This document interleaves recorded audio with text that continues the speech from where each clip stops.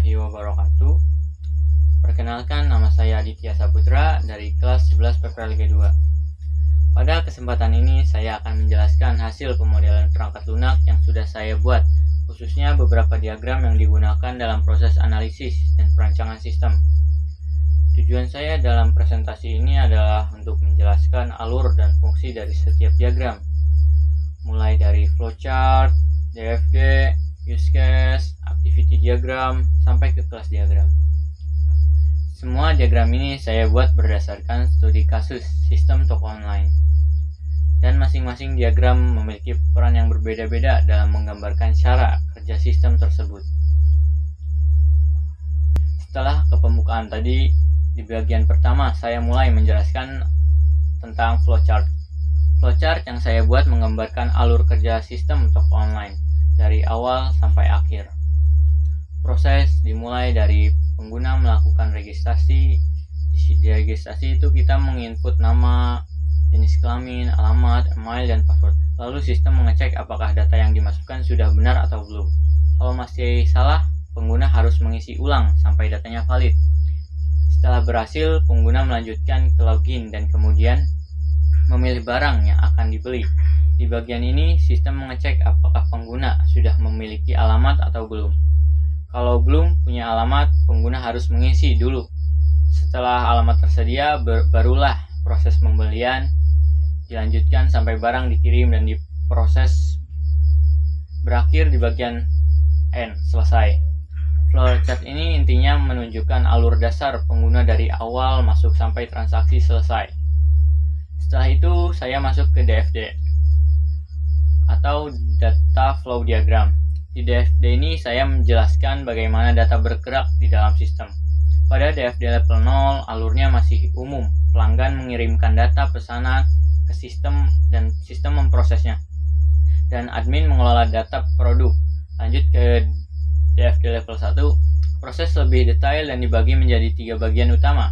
Yang pertama, proses pengelolaan produk oleh admin, di mana admin memasukkan atau mengubah produk, lalu sistem menyimpannya ke dalam store atau toko. Yang kedua, proses pemesanan produk, di mana pelanggan memilih barang, sistem mengecek stok, membuat pesanan, lalu mengirimkan konfirmasi. Dan yang ketiga, ini proses pembayaran. Ketika pelanggan mengirimkan bukti atau metode pembayaran, kemudian sistem mencocokkannya dan mengubah status menjadi lunas jika valid. DFD ini membantu menjelaskan bagaimana data itu keluar masuk dan diproses oleh sistem. Setelah DFD itu, saya lanjut ke use case. Diagram yang menggambarkan siapa saja penggunaan sistem dan apa saja yang mereka lakukan. Di diagram ini ada 3 aktor, pelanggan, admin, dan pemilik toko. Pelanggan bisa melihat produk, memesan barang, dan melakukan pembayaran.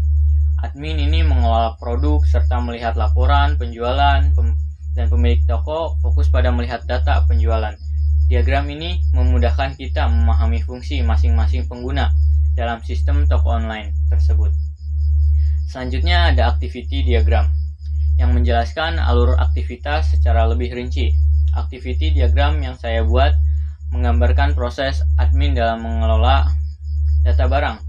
Prosesnya dimulai ketika admin memilih menu kelola barang, kemudian sistem meminta data ke database dan menampilkannya kembali ke admin.